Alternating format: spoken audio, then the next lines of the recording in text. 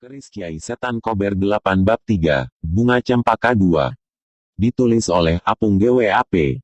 Agak jauh di sebelahnya, beberapa orang prajurit sedang bekerja membersihkan dua buah tandu Joli Jempana, yang nantinya akan digunakan oleh Kanjeng Prameswari dan Putri Sekar Kedaton. Joli Jempana milik Kasultanan Demak, yang terbuat dari kayu jati yang kokoh, beratap limasan, yang masing-masing Joli Jempana hanya dapat memuat satu orang di dalamnya. Beberapa prajurit menggunakan sepotong kain yang telah dicelup air, untuk membersihkan ukiran yang terdapat pada hiasan Joli Jempana. Sebuah ukiran halus hiasan sulur-suluran. Beberapa saat kemudian, pembersihan perahu dan Joli Jempana sudah bersih, pekerjaannya sudah selesai. Perahu akan dibawa ke Sungai Tuntang, sedangkan Joli Jempana akan dibawa ke keraton. Beberapa tali sudah dipasang, di sebelah kanan dan kiri perahu Kiai Garuda, dan perahu pun telah siap untuk ditarik ke Sungai Tuntang. Demikian juga dengan dua buah perahu lainnya, juga sudah siap dan sudah dipasang tali, siap ditarik ke sungai. Rangga Pideksa memerintahkan beberapa prajurit untuk mengalirkan air lewat saluran kecil yang terhubung ke sungai. Saluran itu dibendung dengan memasang beberapa buah kayu dan diisi dengan tanah, sehingga air tidak bisa mengalir ke tempat penyimpanan perahu. Beberapa orang prajurit mengambil kayu yang dipergunakan untuk membendung air selokan sehingga air pun dapat mengalir ke tempat perahu. Tidak lama kemudian air pun telah mengalir deras ke sungai kecil tempat penyimpanan perahu. Saluran tempat perahu yang tadinya kering, sekarang menjadi penuh air, sehingga perahu pun bisa terangkat dan terapung. Rangga Pideksa bersama dengan beberapa orang prajurit, perlahan-lahan menarik perahu Kiai Garuda di sebelah kanan dan kirinya, masuk ke anak sungai yang terhubung dengan Sungai Tuntang. Perlahan-lahan perahu Kiai Garuda bergerak maju sedikit demi sedikit, ditarik oleh 10 orang prajurit melalui darat, dengan memakai beberapa tali yang besar. Di belakang perahu Kiai Garuda, menyusul dua buah perahu lainnya yang juga ditarik oleh beberapa orang prajurit. Perahu Kiai Garuda telah sampai di Sungai Tuntang, lalu perahu ditarik ke tempat tambatan perahu, di bawah pohon di tepi sungai yang landai. Ketika perahu Kiai Garuda telah sampai di tempatnya, maka tali penariknya dilepas diganti dengan tali untuk ditambatkan ke sebuah batang pohon, serta dijaga oleh dua orang prajurit. Matahari sudah condong ke barat, ketika pekerjaan menyiapkan perahu sudah selesai dikerjakan, dan dua buah Joli Jempana pun telah dibawa ke dalam keraton. Malam harinya, bulan hanya mengintip di balik awan yang tipis. Ada sebuah hati yang merendah harapan. Betapa bulan terlihat malas bergerak, dia ingin malam segera berlalu. Malam ini kenapa terasa lama sekali, aku ingin malam cepat berganti pagi, kata Sekar Kedaton Gusti Mas Cempaka dalam hati. Kenapa aku sulit sekali tidur, atau karena besok pagi aku ketemu dengan Karebet? Kata sang putri menganyam angan-angan. Pada saat yang sama, Karebet hanya bisa gelisah di atas amben, harapannya hanya satu, besok pagi bisa dekat dengan sang bunga cempaka di Keraton Demak. Suara kentongan yang dipukul dengan irama dara muluk telah terdengar di seluruh kota Raja Demak, menandakan telah memasuki waktu tengah malam, dan dua hati yang sedang berbunga telah melayang ke alam mimpi. Di ufuk timur terlihat semburat warna merah, semakin lama semakin terang, pertanda matahari sudah menampakkan dirinya, seiring dengan terdengarnya suara burung yang berkicau menyambut datangnya pagi. Dari dalam lor, langkah kaki Karebet begitu ringan ketika berjalan menuju keraton, untuk menjalankan tugasnya sebagai prajurit Wira Tamtama. Setelah melewati pintu gerbang keraton, Karebet tiba di halaman di depan Sasana Sewaka. Di sana sudah ada beberapa prajurit. Belum semuanya telah datang, masih menunggu Tumenggung Gajah Birawa yang menjadi Manggala Yuda Wira Tamtama. Beberapa kuda sedang diatur, yang mengendarai kuda hanya Kanjeng Sultan dan kerabat raja. Joli Jempana yang berjumlah 2 buah sudah siap di halaman, untuk Kanjeng Prameswari dan Sekar Kedaton Gusti Mas Cempaka, sedangkan pengusung tiap tandu adalah 4 orang abdi dalam yang bertubuh kuat. Setelah Tumenggung Gajah Birawa, Tumenggung Gagak Anabrang dan Tumenggung Suranata telah datang, maka diaturlah tugas masing-masing prajurit.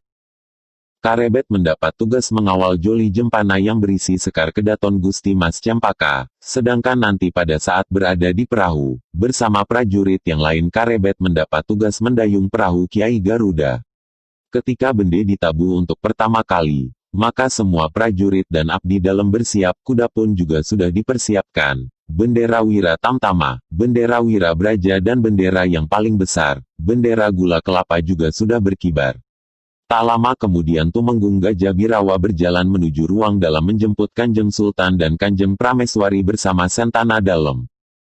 Sesaat kemudian Kanjeng Sultan keluar ruangan diikuti Kanjeng Prameswari dan Gusti Mas Cempaka. Di belakang Kanjeng Sultan, ada seorang prajurit yang membawa songsong, payung kerajaan. Di belakang songsong berjalan beberapa kerabat Sultan, diikuti oleh 2 orang emban. Di antara Sentana Dalem yang akan diajak ikut ke pantai, ada seorang yang sudah dikenal oleh Karebet, yaitu putra Pangeran Sekar Sedalepen, Arya Penangsang. Tumenggung Gagak Anabrang menyambut Kanjeng Sultan dan mempersilahkan naik ke punggung kuda, sedangkan Tumenggung Suranata mempersilahkan Kanjeng Prameswari untuk naik ke atas Joli Jempana. Putri Sekar Kedaton, Gusti Mas Cempaka diantarkan oleh Tumenggung Gajah Birawa menuju ke Joli Jempana yang dijaga oleh seorang prajurit Wira Tamtama, Karebet. Gusti Putri Mas Cempaka bersama Nyai Madusari, berjalan perlahan-lahan menuju tandu yang dijaga oleh Karebet. Baru kali ini Sekar Kedaton Gusti Putri Mas Cempaka merasa hatinya deg-degan melihat Karebet yang berpakaian prajurit Wira Tamtama yang terlihat menjemputnya. Sekar Kedaton Gusti Putri Mas Cempaka bergetar senang ketika Karebet mempersilahkan naik ke Joli Jempana dan berkata, "Silakan Gusti Putri." "Terima kasih Kakang Karebet," kata sang putri. Perlahan-lahan Sekar Kedaton Gusti Putri Mas Cempaka naik ke atas tandu, dan pandangan sang bunga keraton tak lepas dari prajurit yang berdiri di sebelah tandu dan bersiap mengawalnya, Karebet. Ketika semuanya sudah siap, suara bende terdengar untuk yang kedua kalinya. Tandu pun diangkat oleh 4 orang abdi dalam yang bertubuh kuat, dan semua rombongan telah bersiap untuk berangkat. Ketika penabuh bende telah menabuh untuk yang ketiga kalinya maka mulailah rombongan Kanjeng Sultan bergerak maju. Di depan sendiri, Tumenggung Suranata berjalan kaki sebagai cucuk lampah. Lalu ada sebuah bendera Gula Kelapa yang berkibar megah, di belakangnya Kanjeng Sultan naik kuda dikelilingi oleh prajurit yang berjalan kaki. Prajurit Wira Tamtama bersama Tumenggung Gajah Birawa. Di belakang Kanjeng Sultan, berjalan seorang prajurit yang membawa songsong kerajaan dan seorang prajurit membawa sebuah bende.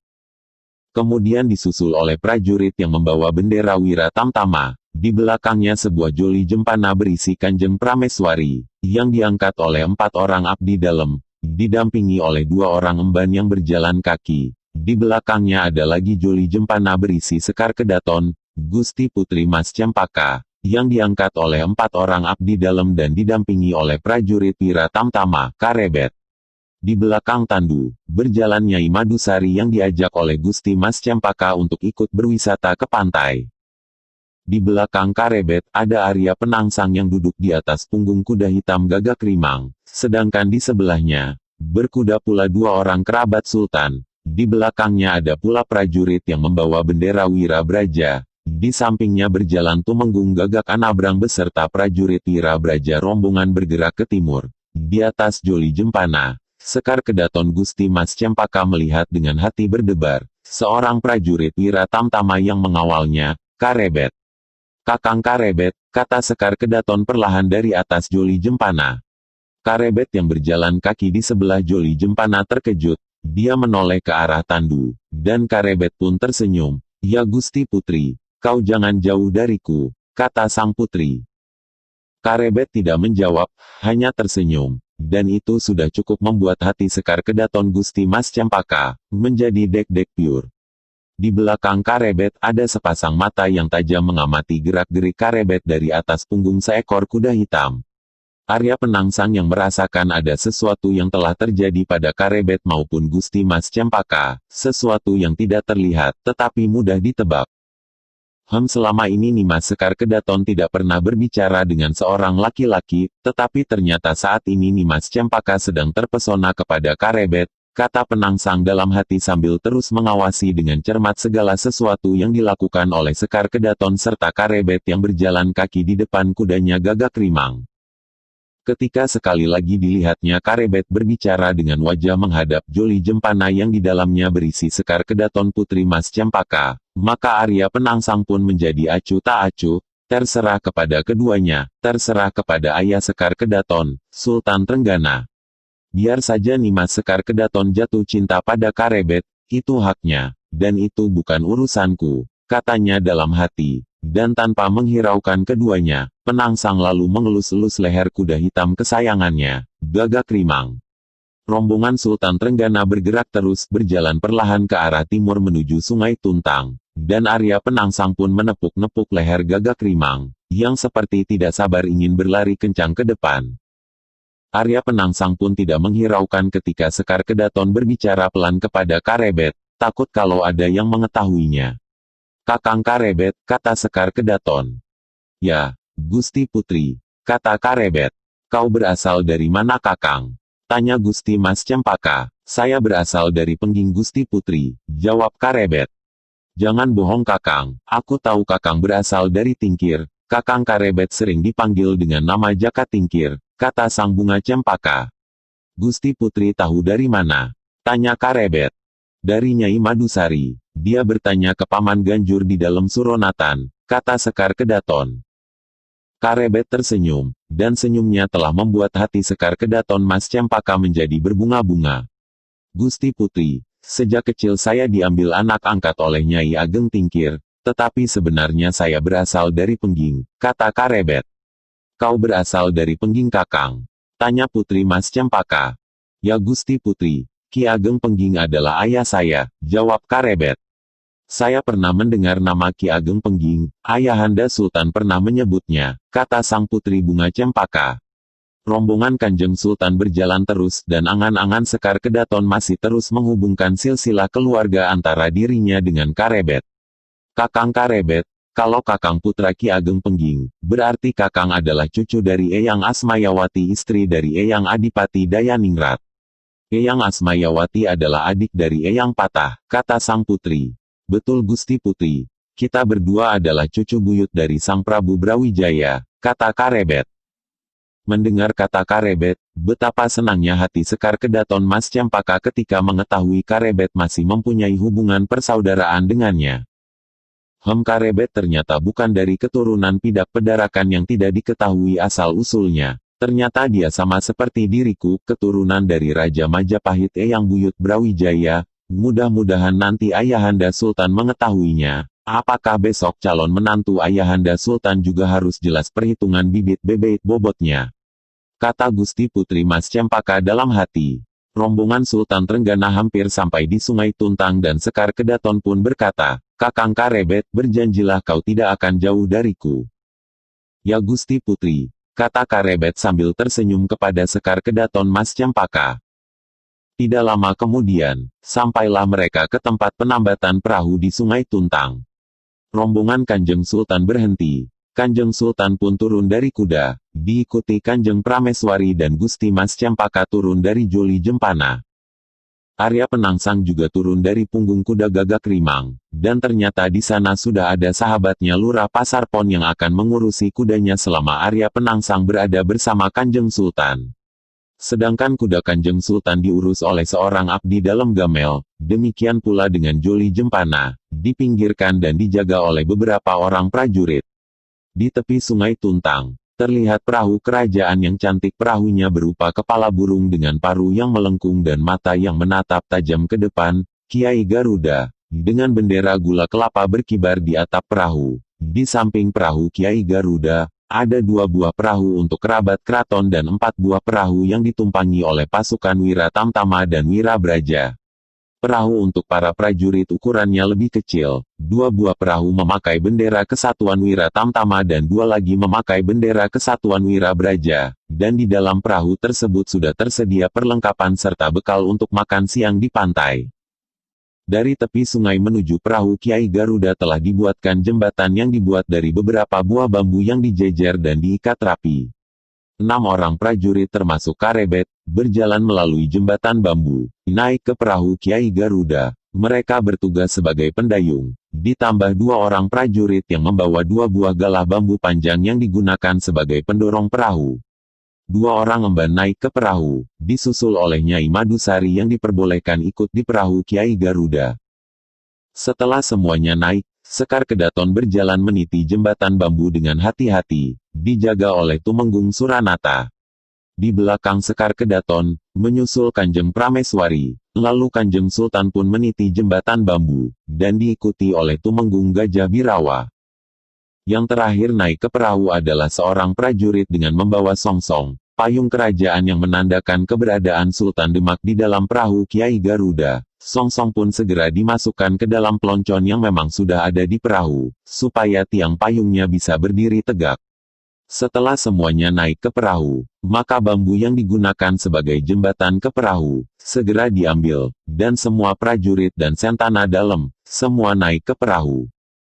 Dua buah perahu sejajar paling depan, perahu paling kiri penumpangnya Kirangga Pideksa beserta tumpak dan beberapa prajurit Wira Tamtama, sedangkan perahu sebelah kanan adalah perahu yang berisi para prajurit Wira Braja.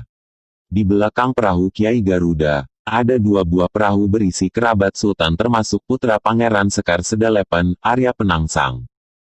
Paling belakang adalah dua buah perahu, yang sebelah kiri berisi prajurit Wira Braja bersama Tumenggung Gagak Anabrang, sedangkan perahu yang sebelah kanan berpenumpang para prajurit Wira Tamtama. Dua buah perahu yang di depan, yang berisi prajurit Wira Tamtama dan prajurit Wira Braja perlahan-lahan mulai bergerak maju dan perahu Kiai Garuda juga mulai didayung.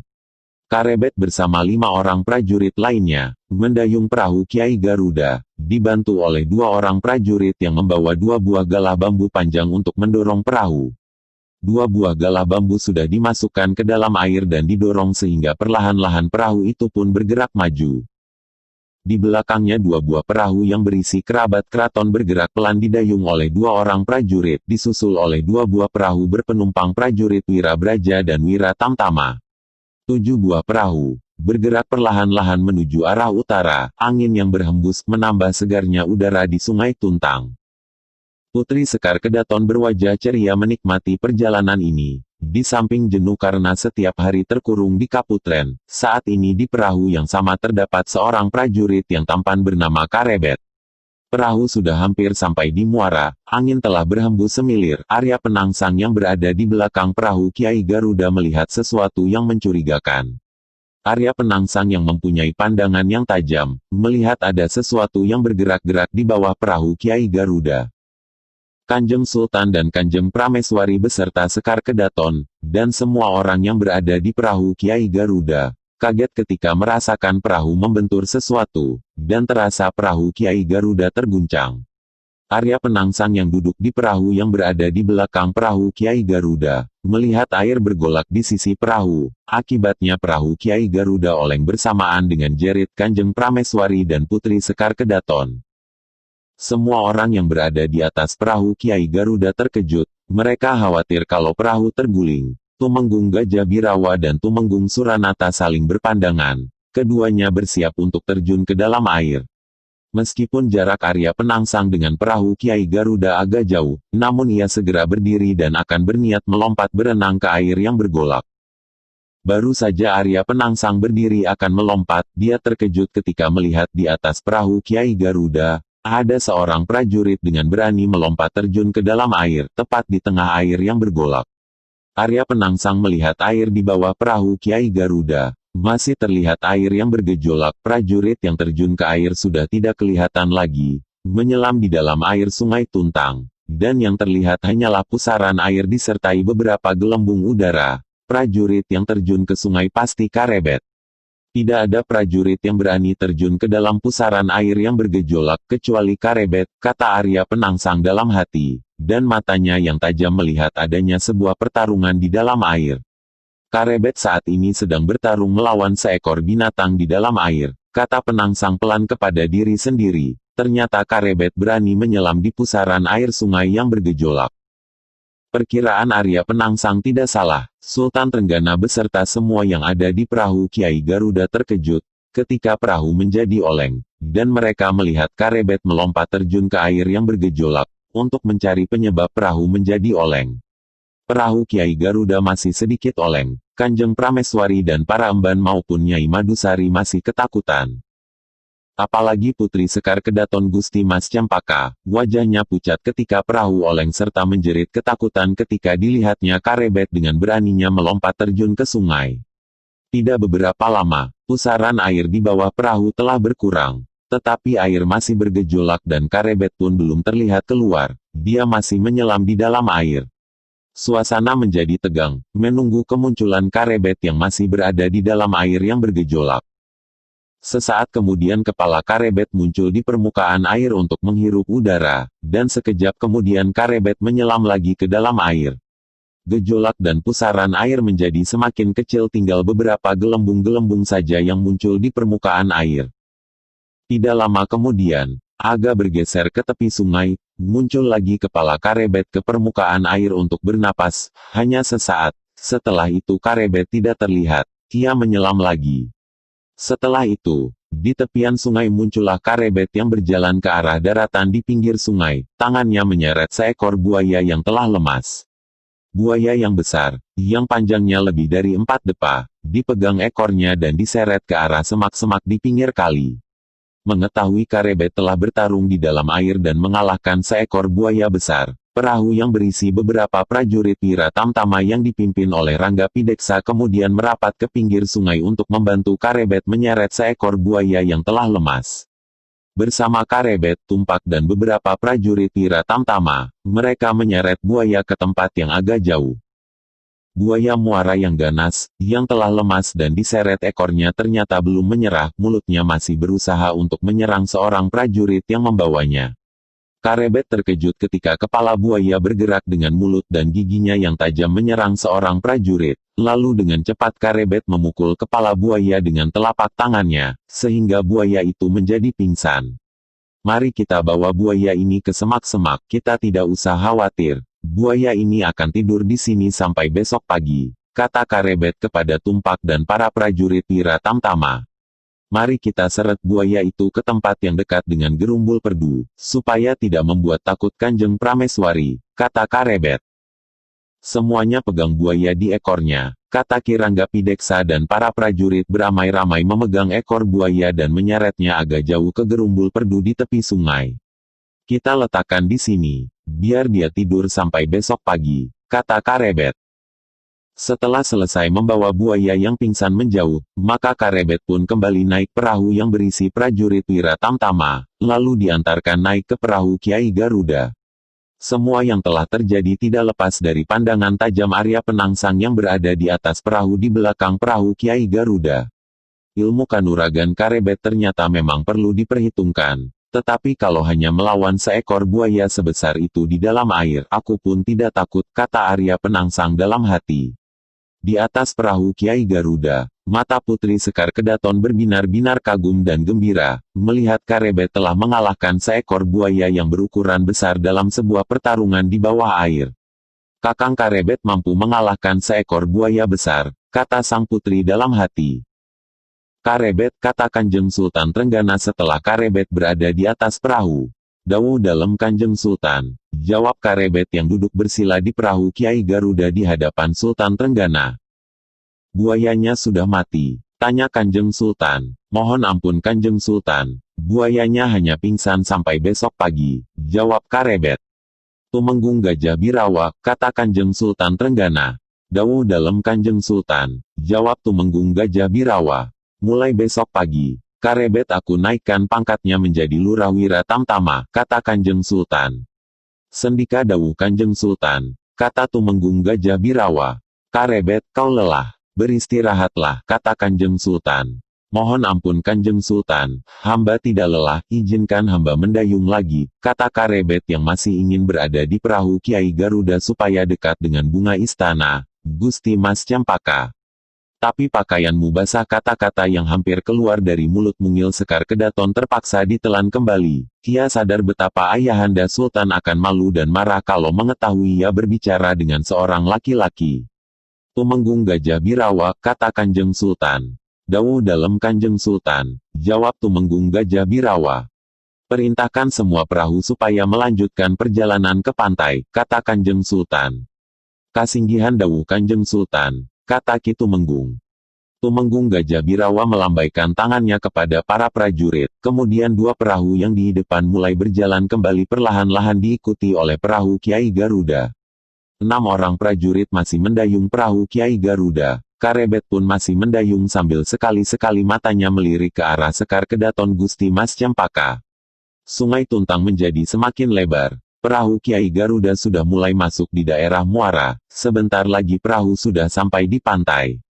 Angin laut bertiup agak kencang. Laut sudah semakin dekat, baju yang dipakai Karebet sudah agak kering, dan mereka berenam masih mendayung perahu Kiai Garuda. Muara Sungai Tuntang terlihat semakin lebar. Jarak tepi sungai sebelah kiri dan tepi sebelah kanan menjadi semakin panjang. Perahu Kiai Garuda masih terus bergerak meninggalkan muara sungai, dan perlahan-lahan menyusuri pantai dan debur ombak di pantai utara mampu sedikit menggoyang perahu Kiai Garuda. Ketika terlihat beberapa pohon di tepi pantai, Kanjeng Sultan pun ingin beristirahat di tempat itu. Lalu perahu Kiai Garuda segera didayung ke tepi. Dua orang prajurit yang menggunakan galah bambu, mendorong perahu ke pinggir.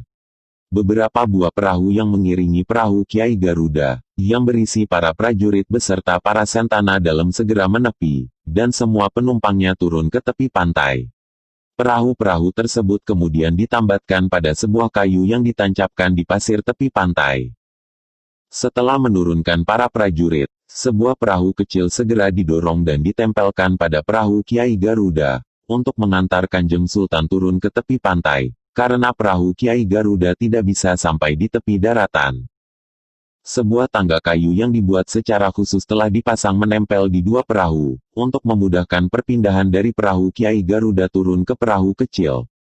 Tumenggung Suranata turun ke perahu kecil, disusul oleh Kanjeng Sultan, kemudian diikuti oleh Kanjeng Prameswari, Sekar Kedaton dan Nyai Madusari dan dua orang emban, dan terakhir yang turun ke perahu kecil adalah Tumenggung Gajah Birawa.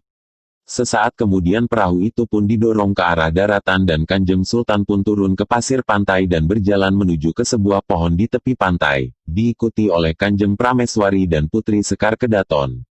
Para prajurit pendayung perahu Kiai Garuda beserta pembawa songsong kerajaan, terpaksa turun terkena air laut yang dalamnya setinggi paha dan mereka pun berjalan menuju pantai. "Ini pakaianku yang baru. Terpaksa jadi basah terkena air laut," kata seorang prajurit Wira Tamtama kepada Karebet yang berada di sebelahnya. "Pakaianku yang kupakai dari rumah dalam keadaan kering, lalu menjadi basah, baru saja kering, sekarang menjadi basah lagi," kata Karebet. Lalu mereka pun menuju tepian pantai, kemudian bersama-sama duduk berkelompok di bawah pohon. Beberapa orang prajurit mendirikan 4 buah bambu yang hanya saling berjarak 3 langkah. Bagian atas bambu saling dihubungkan dengan bambu yang mendatar, lalu ditutup kain dan diikat dengan tali, maka jadilah sebuah bilik kecil. Bilik yang tingginya sak pengawe, dan di dalam bilik kemudian digantungkan beberapa bumbung yang berisi air bersih. Di bawah pohon, seorang prajurit menggelar 3 buah tikar yang terbuat dari anyaman tanaman sejenis pandan, serta meletakkan beberapa buah-buahan dalam sebuah mangkuk gerabah. Di atas salah satu tikar yang digelar di bawah pohon, Kanjeng Sultan duduk bersama Kanjeng Prameswari, beserta Putri Sekar Kedaton. Mereka menghirup udara laut yang segar dan menikmati debur ombak pantai utara. Sedangkan di sekeliling tempat itu, bertebaran para prajurit Wira Tamtama berjaga-jaga, dan di tempat yang agak jauh berjaga pula para prajurit Wira Braja. 2 orang emban melayani segala kebutuhan Sultan Trenggana dan Kanjeng Prameswari, sedangkan keperluan Sekar Kedaton dilayani oleh Nyai Madusari. Waktu berjalan terus di langit, matahari merayap perlahan ke arah barat, dan saat ini sudah menjelang tengah hari. Di tepi pantai, tertambat 6 buah perahu, dan sebuah perahu yang memakai songsong kerajaan dan mempunyai bendera gula kepala, Kiai Garuda yang cantiknya berukir kepala sebuah burung Garuda. Duduk di atas tikar, Gusti Mas Cempaka sedang termenung, angan-angannya tidak bisa lepas dari seorang prajurit Wira Tamtama. "Mau makan buah pepaya ajeng?" tanya Kanjeng Prameswari. "Tadi sudah makan pisang Kanjeng Ibu," jawab Sekar Kedaton. "Air kelapa mudanya diminum dulu, Cah Ayu," kata Kanjeng Prameswari. "Ya Kanjeng Ibu," kata Mas Cempaka. Angin laut yang berhembus agak kencang, membuat kain bilik kecil sedikit bergoyang. Karebet berada di bawah pohon di samping perahu Wira Tamtama. Dia pasti kelelahan setelah bertarung melawan buaya dan mendayung perahu dari kota Raja Demak sampai di sini. Sekarang perutnya pasti sudah lapar, kata Sekar Kedaton dalam hati. Ajeng, kau mau makan sekarang Cah Ayu? Kau sudah lapar? Tanya Kanjeng Prameswari kepada Sekar Kedaton. Sudah, belum, sudah lapar Kanjeng Ibu. Jawab Sekar Kedaton Gusti Mas Cempaka. Kau melamun Ajeng. Melamun apa? Tanya Kanjeng Prameswari. Anu Kanjeng Ibu, kalau Bandar Jepara dari daerah ini masih jauh. Kata Gusti Mas Cempaka. Ah kau tumben bertanya tentang letak Bandar Jepara, kata Kanjeng Prameswari. Sekar Kedaton Putri Mas Cempaka terdiam, seperti kebingungan ketika harus menjawab pertanyaan dari Kanjeng Prameswari. Sultan Trenggana lalu memerintahkan kepada Tumenggung Gajah Birawa untuk mempersiapkan bekal makan siang yang telah dibawa dari Demak dan diletakkan di salah satu perahu. Ki Tumenggung lalu berjalan menuju perahu dan memerintahkan kepada prajurit untuk membawa makanan ke tempat Kanjeng Prameswari. Beberapa makanan diletakkan di atas tikar, nasi dan beberapa ayam panggang, ada pula beberapa tusuk burung belibis panggang, beberapa buah tomat dan ketimun. Emban, kau buat sambal lombok hijau, kata Kanjeng Prameswari. Sendika Gusti, kata Emban yang bertubuh gemuk. Emban pun lalu membuat sambal lombok hijau sambil matanya melirik le burung belibis panggang yang berada di dalam piring gerabah yang diletakkan di atas tikar. Kelihatannya burung belibis panggang enak sekali kalau dimakan dengan sambal lombok hijau, kata Emban yang bertubuh gemuk itu dalam hati, sambil sekuat tenaga menahan keinginannya yang bisa mengakibatkan air liurnya menetes. Kalau sampai menetes aku pasti dihukum berat, mungkin aku disuruh mendayung perahu sampai kota Raja Demak, kata Emban yang bertubuh gemuk. Besok di rumah aku akan memasak burung belibis panggang dan membuat sambal lombok hijau, serta makan nasi yang masih hangat, katanya dalam hati. Setelah semua makanan sudah siap, maka Tumenggung Gajah Birawa mencicipi semua makanan yang ada. Ditunggu sesaat, setelah tidak ada reaksi apapun, maka Kanjeng Sultan, Kanjeng Prameswari dan Sekar Kedaton mulai menyantap makanannya. Emban, sambal lombok hijau buatanmu enak sekali, kata Kanjeng Prameswari memuji. Kasinggihan dawuh Gusti, jawab Emban yang bertubuh agak gemuk sedikit berbangga. Tetapi pandangannya tak lepas dari burung belibis panggang. Sultan Trenggana sangat menikmati makanan yang disajikan, dan dilayani oleh Kanjeng Prameswari, sedangkan Gusti Sekar Kedaton, meskipun kelihatan sedang mengunyah makanan, pikirannya melayang pada seorang prajurit Wira Tamtama yang telah menawan hatinya. Setelah Kanjeng Sultan selesai makan, maka tiba giliran Nyai Madusari dan para emban, serta para prajurit yang secara bergantian makan bekal yang memang sudah disiapkan untuk mereka. Ternyata jatahku makan siang hari ini memang bukan burung belibis panggang, kata emban yang bertubuh gemuk dalam hatinya. Tidak apa-apa, yang penting ada sambalnya, katanya sambil menyeka keringat di dahinya. Ternyata kalau sedang makan, tubuhku bisa berkeringat. Tetapi kalau lagi kerja malah tidak keluar keringat, kata emban yang bertubuh gemuk kepada temannya. Beberapa saat kemudian makan siang pun telah selesai, dan tubuh emban pun dihembus semilir angin laut, sehingga emban yang bertubuh gemuk pun terkantuk-kantuk.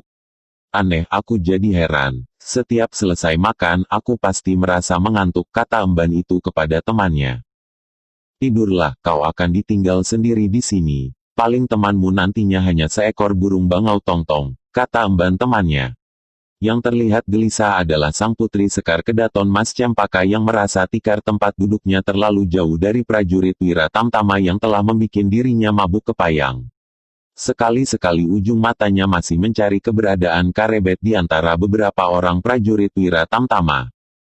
Ketika sekali lagi Putri Sekar Kedaton melihat debur ombak di pantai utara disertai hembusan angin laut, timbul keinginan sang bunga cempaka untuk berlari menyusuri tepi pantai, berdua bersama Karebet. Pantai di sini semuanya landai. Betapa nikmatnya kalau bisa berlarian ke sana kemari di pasir pantai bersama Karebet, lalu kaki kita direndam dan diusap alun ombak dari laut, kata Sekar Kedaton dalam hati. Sang surya sudah sedikit condong ke arah barat. Debur ombak laut tak kenal lelah berkejaran ke arah daratan. Sultan Trenggana pun memerintahkan segera kembali ke kota Raja Demak. Beberapa prajurit segera membereskan beberapa peralatan makan dan melipat kain penutup ruang bilik, dan membawanya ke salah satu perahu. Perahu-perahu sudah disiapkan, dan para prajurit sudah berada di dalam perahu masing-masing, kecuali perahu kecil yang akan dipakai oleh Kanjeng Sultan untuk mendekat dan naik ke perahu Kiai Garuda. Ketika semua sudah naik ke perahu, senyum sang bunga cempaka telah mengembang, karena melihat Karebet sudah berada dekat dengannya, dengan memegang sebuah dayung.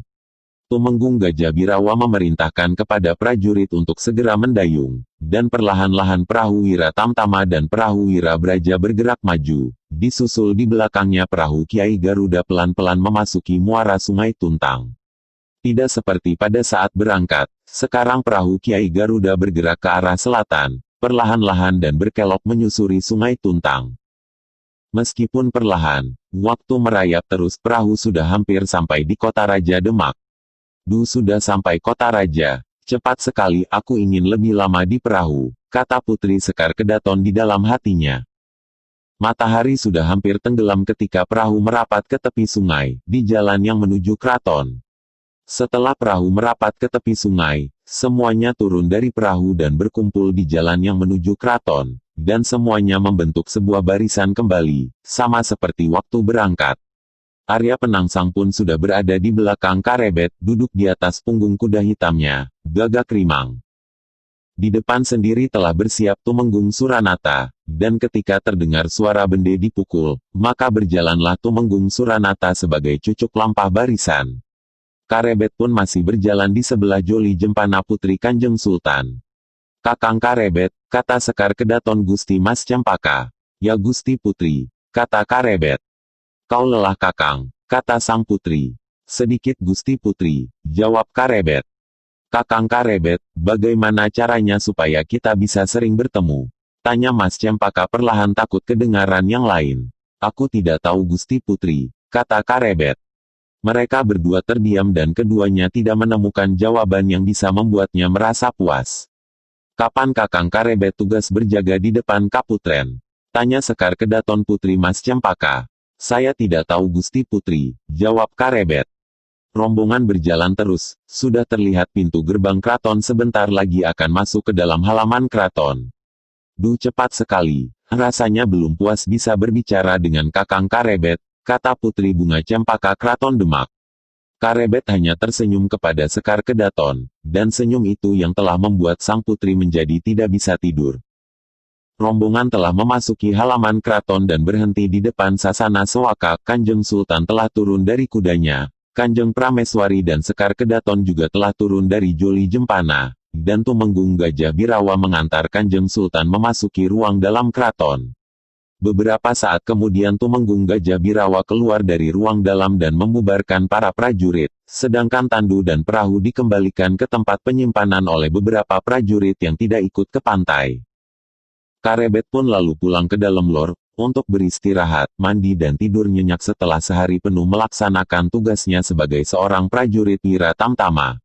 Malam itu bintang-bintang di angkasa pun masih setia berkedip. Dan di kota Raja Demak banyak prajurit yang tertidur pula sehingga tidak mendengar suara kentongan yang ditabuh dengan nada darah muluk yang terdengar sampai di seluruh wilayah kota Raja Demak. Malam sudah sampai pada ujungnya, Sang Surya mengintip di balik cakrawala Bangwetan, menggantikan tugas Sang Chandra yang tanpa merasa lelah telah menyinarkan sinarnya yang redup ke seluruh pelosok bumi. Burung pun berkicau bersahutan menyambut datangnya pagi. Karebet, sebagai seorang prajurit Wira Tamtama yang bertugas mengawal raja dan keluarganya, berjalan menuju tempatnya bertugas, Keraton Demak. Langkahnya ringan karena atas limpahan kasih Kanjeng Sultan, hari ini dia telah dinaikkan pangkatnya menjadi seorang lurah Wira Tamtama. Di ruangan Wira Tamtama yang terletak di dalam keraton, Tumenggung Gajah Birawa telah memberikan kepada Karebet, selembar selendang cinde yang berwarna merah untuk dipakai sebagai rangkapan sabuk bagian dalam, sebagai tanda kelengkapan pakaian seorang lurah Wira Tamtama. Malam harinya, di dalam Suranatan, Paman Karebet, Ganjur, sedang beristirahat di depan rumah, setelah sehari penuh bekerja membersihkan halaman dalam Suronatan. Ganjur duduk di sebuah lincak bambu, bertelanjang dada, menikmati angin semilir di malam hari. Sudah agak lama Karebet tidak menengok pamannya yang telah tua ini, kata Ganjur seorang diri. Mudah-mudahan Karebet menjadi senang setelah tercapai keinginannya menjadi seorang prajurit Wira Tamtama, kata Ganjur di dalam hati. Pada saat yang bersamaan, di pintu gerbang dalam Suranatan, seseorang yang berpakaian lurah Wira Tamtama sedang berjalan menuju tempat tinggal Ganjur, dan ketika dia melihat pamannya sedang duduk termenung, maka langkahnya dibuat supaya tidak bersuara, berlindung di bawah bayangan pohon. Perlahan-lahan dan hati-hati dia menuju tempat pamannya yang sedang duduk di depan rumahnya. Kalau Karebet mendapat kesempatan pulang ke Tingkir, aku mau ikut pulang ke desa, kata Ganjur dalam hati. Tetapi tiba-tiba Ganjur terloncat hampir terjatuh, ketika di depannya secara tiba-tiba tanpa diketahui dari mana datangnya, telah berdiri seorang berpakaian lurah Wira Tamtama. Kau, kata Ganjur dengan suara seperti orang yang hampir tercekik. Ya paman, aku Karebet, kata Karebet. Kau Karebet, kau masih senang membuat pamanmu menjadi kaget, ayo masuk dulu, kata Ganjur. Setelah keduanya masuk ke dalam ruangan, baru terlihat jelas pakaian yang dipakai Karebet sekarang tidak seperti yang biasanya dipakai. Sabuk itu, kain cinde itu, kata Ganjur terbata-bata. Ada apa dengan sabukku paman? Tanya Karebet. Kau memakai kain cinde berwarna merah, kata Ganjur. Ya paman, ada apa dengan kain cinde berwarna merah yang sekarang kupakai? Tanya Karebet. Kau telah menjadi seorang lurah Wira Tamtama. Tanya Ganjur. Ya paman. Aneh, kenapa bisa jadi gini? Cepat sekali, kata Ganjur seperti kepada diri sendiri. Bersama